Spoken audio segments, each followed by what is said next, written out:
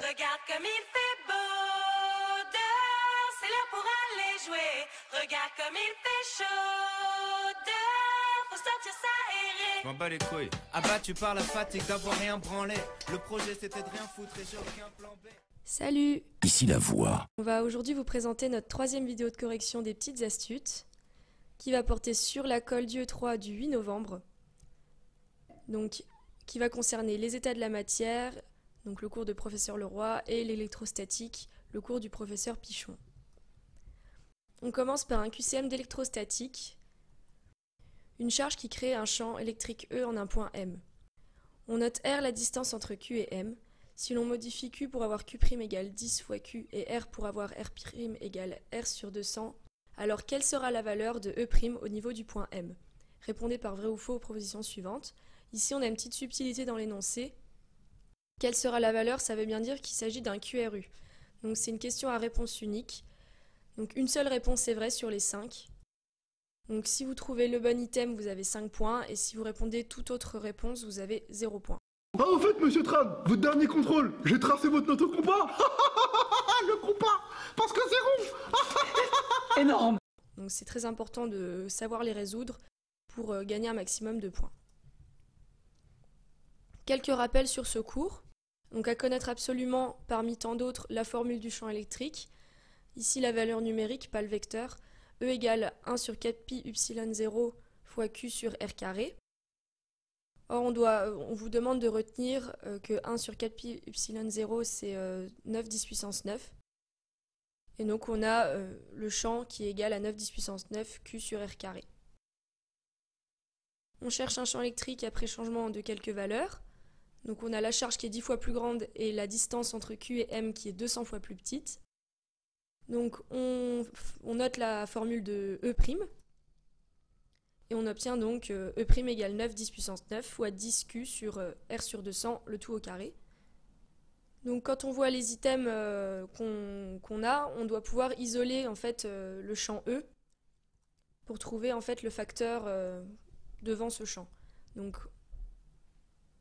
on obtient E' égale 9 10 puissance 9 fois 10 fois Q sur 1 sur 40 000 fois R carré. Donc c'est le carré de 200. Et donc quand on simplifie, on peut retrouver 9 10 puissance 9 fois Q sur R carré, tout ça fois 10 sur 1 sur 40 000. Et en fait on reconnaît que ça, c'est bien la formule du champ. On a donc E' égale E, le champ, fois 10 fois 40 000, parce que 1 sur 40 000 ça fait fois 40 000. Et on obtient donc E' égale E fois 400 000. Donc c'est 400 000 fois plus puissant que le champ d'origine. Et on se rend compte que c'est La réponse D. On passe au deuxième QCM qui porte sur le cours du professeur Leroy et son cours sur les états de la matière. Donc le protoxyde d'azote N2O est utilisé en chirurgie comme analgésique et anesthésique. Une mole de ce gaz est contenue dans une fiole à température de 27 degrés Celsius et une pression de 2 bars. Valeur numérique, donc on a la constante des gaz parfaits qui est plus ou moins à retenir quand même. Retenez quand même que ça vaut environ 8 joules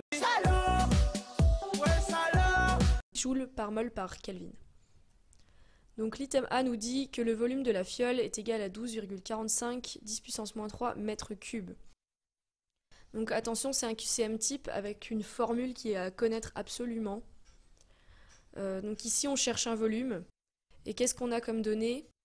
La pression, la température, la quantité de matière et la constante des gaz parfaits. Et on peut relier toutes ces données en une formule qui est primordiale, PV égale nRT. C'est la loi des gaz parfaits. PV égale nRT, donc on transforme, V égale nRT sur P. Et donc on nous donne toutes les valeurs, il suffit de remplacer. V égale 1 fois 833 fois 300 sur 2 10 puissance 5. On simplifie par 2. Et on met en commun les puissances de 10. Donc on a 10 puissance 2 en haut et 10 puissance 5 en bas. Donc ça nous donne 10 puissance moins 3 au numérateur. Donc on a V égale 4,15 fois 3 10 puissance moins 3. Et ça fait bien 12,45 10 puissance moins 3 mètres cubes. Puisqu'effectivement le mètre cube c'est l'unité USI, donc l'unité du système international, et pas le litre. Donc l'item A est bien vrai. Donc on regroupe les items B, C et D qui sont dans la même veine que l'item A. On nous demande le volume de la fiole. Et en fait ici ça regroupe un certain nombre d'erreurs qu'on retrouve chez les PACES, des erreurs d'unité notamment. Donc le volume de la fiole est égal à 1,121 litres et le volume de la fiole est égal à 112,1 10 puissance moins 4 mètres cubes. Ça aurait pu être juste, mais en fait c'est une erreur d'unité de température. Dans le système international et dans les formules, en général, on utilise les Kelvin et pas les degrés Celsius. Donc faites attention, ici on nous donne 27 degrés, mais en fait on peut le transformer en 300 Kelvin. Le volume de la fiole est égal à 1,245 mètres cubes. Donc là, on voit qu'on a à peu près les bons chiffres, mais en fait, ce qui ne va pas, c'est la virgule qui n'est pas au bon endroit, puisque dans le système international, on utilise toujours des pascals. Donc ici, c'est 12,45 10 puissance moins 3 et pas 1,245. Donc ces 3 items sont faux. Faites bien attention, c'est vraiment des erreurs d'unité très classiques dans les QCM du professeur Leroy notamment, et dans tout l'UE3 de manière générale. Donc on vous a remis ici un tableau avec des grandeurs et l'unité du système international avec les unités secondaires. Donc les unités du système international, il faut vraiment que vous les connaissiez très bien. En ce qui concerne les unités secondaires, apprenez bien celle de la pression, donc le millimètre de mercure qui vaut 133 pascal, le bar qui vaut 10 puissance 5 pascal, et un atmosphère qui vaut 1,015, donc environ 1 bar. Et on a aussi la température, donc bien sûr les 0 degrés Celsius qui vaut 273 Kelvin. Le volume, on a bien le litre qui vaut 10 puissance moins 3 mètres cubes. Et après, toutes les unités où on n'a pas mis de valeur, vous n'êtes pas obligé de les retenir, c'est plus pour votre culture personnelle. Dernier item, le volume de la fiole est égal à 12,45 litres. Là, c'est très classique, mais plutôt facile, hein. On a bien V qu'on a calculé dans l'item A, 12,45 10 puissance moins 3 mètres cubes. Et en fait, ça c'est l'unité du système international qu'on peut transformer en litres. En fait, c'est 1000 litres, donc 10 puissance 3 litres. En mettant les puissances de 10, on obtient que le volume est de 12,45 litres, tout simplement. L'item E est bien vrai.